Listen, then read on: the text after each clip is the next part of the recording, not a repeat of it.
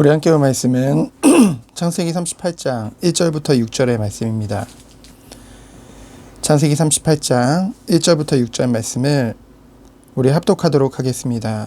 그 후에 유다가 자기 형제들로부터 떠나 내려가서 아둘람 사람 히라와 가까이 아니라 유다가 거기서 가나안 사람 수아라 하는 자의 딸을 보고 그를 데리고 동침하니 그가 임신하여 아들을 낳음에 유다가 그의 이름을 에리라 하니라. 그가 다시 임신하여 아들을 낳고 그의 이름을 오난이라 하고 그가 또다시 아들을 낳고 그의 이름을 셀라라 하니라. 그가 셀라를 낳을 때에 유다는 거십에 있었더라. 유다가 장자 엘을 위하여 아내를 데려오니 그의 이름은 다말이더라. 아멘. 오늘 본문의 그 후에 1절의 그 후에는 요셉을 애굽의 노예로 팔아넘긴 후를 말하는 거죠. 그 후에 유다가 마음이 괴로웠는지 자기 형제들로부터 이제 떠나게 되어집니다. 뭔가 그런 마음을 잊고자 하는 그런 도피적인 행동이었겠죠.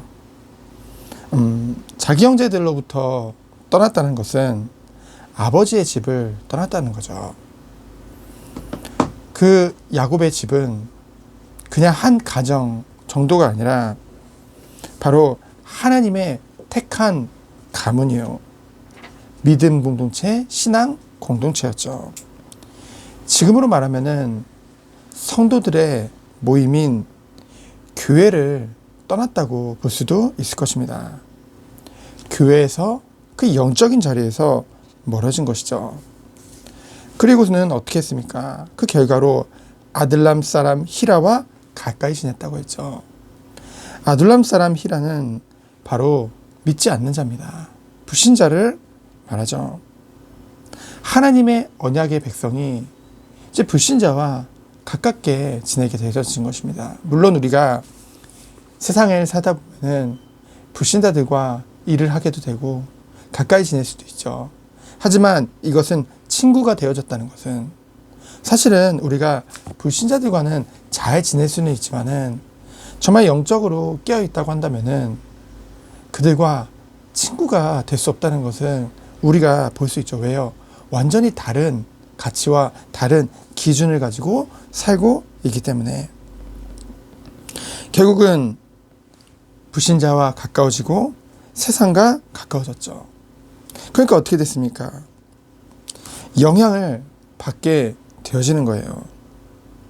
정말로 하나님의 백성이 그 어둠 가운데 있는, 흑암 가운데 있는, 죄악 가운데 있는 그 불신자들에게 선한 영향력을 주는 것이 당연한데 정말로 그 영적인 자리에서 벗어나 세상에 향해서 살고 있는 그 유다는 갈수록 그 세상에 영향을 받을 수밖에 없게 된 것이죠.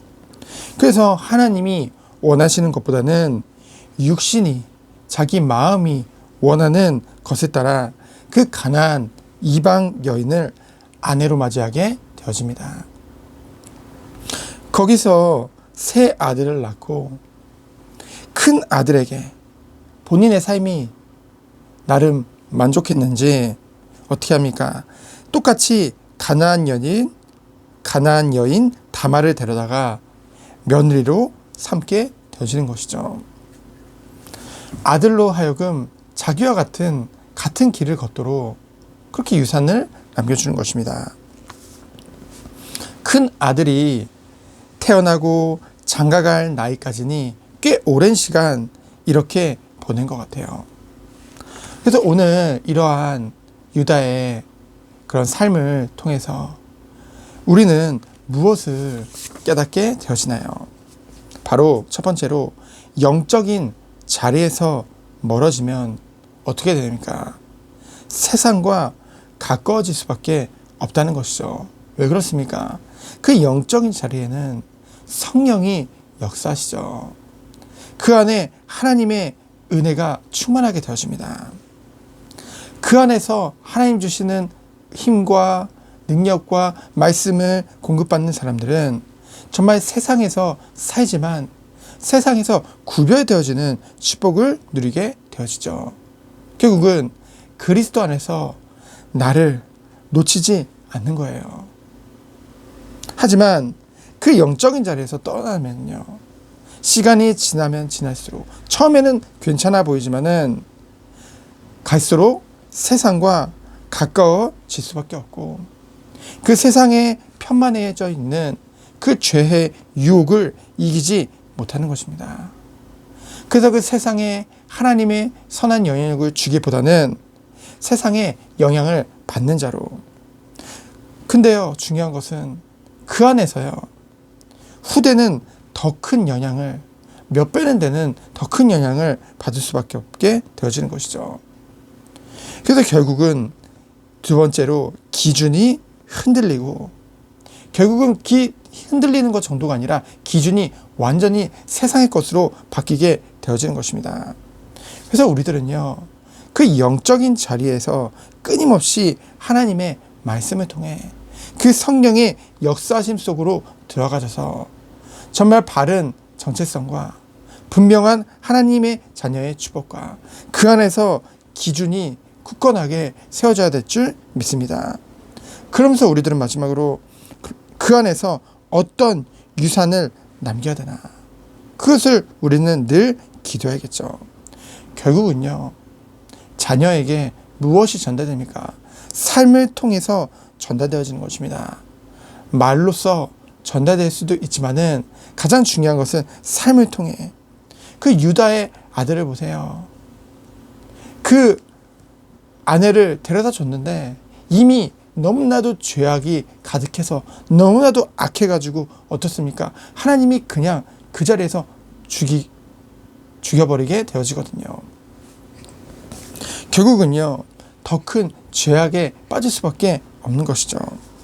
그래서 우리들은 오늘 말씀을 통해 결단해야 될 줄 믿습니다. 가장 중요한 것은 우리의 삶이, 우리의 모든 것들이 예배의 자리에, 영적인 자리에 있어야 된다는 것이죠. 유다가 아무리 하나님의 택한 백성이라 할지라도 정말 영적인 자리에서 멀어지니까요, 완전히 참된 나를 놓쳐버려요. 기준이 없어져 버립니다. 세상 가운데 죄의 유혹을 이길 힘이 없어져 버린다는 것이죠. 그래서 마지막 때가 될수록 모이기를 힘쓰라고 말씀하신 줄 믿습니다. 그러면서 우리는 어떤 축복을 누려야 되겠습니까? 말씀을 그냥 듣는 것 정도에서 끝나는 것이 아니라 말씀이 우리의 삶 가운데, 우리의 생각 가운데 늘 묵상되어지는 그 축복을 누려야 될 줄 믿습니다. 우리가 주일날 예배를 드려요. 그리고 새벽 예배 때 또 모든 예배를 통해서 하나님의 말씀을 받습니다. 그 말씀이 그 자리에서 그냥 끝나야 될까요? 정말 우리가 살아가는 동안 그 말씀이 우리의 생각과 마음속에 끊임없이 묵상되어져야 되겠죠. 요한복음 1장에 말씀이 곧 하나님이라고 했습니다. 하나님과의 친밀감, 그것은 결국 말씀을 통해서 오게 되어져 있거든요. 그래서 이 축복을 누리는 가운데 우리 오고 오는 후대들에게, 그리고 우리가 가는 모든 현장에서 가장 중요한 것이 나를 통해 전달되어지고 증거되어지는 축복이 있기를 예수 그리스도 이름으로 축원드립니다. 시간 기도합니다. 하나님 감사합니다. 우리의 삶을 통해서 가장 중요한 것이 전달되어질 수 있도록 먼저 내가 예배의 자리로, 영적인 자리로 나아갈 수 있도록 마음을 가지고 중심을 가지고 나아갈 수 있도록 주께서 축복하여 주옵소서. 말씀이 묵상되어지는 가운데 하나님과의 끊임없는 친밀함이 내 삶 속에 있도록 주께서 축복하여 주옵소서. 살아계신 예수 그리스도 이름으로 기도합니다. 아멘.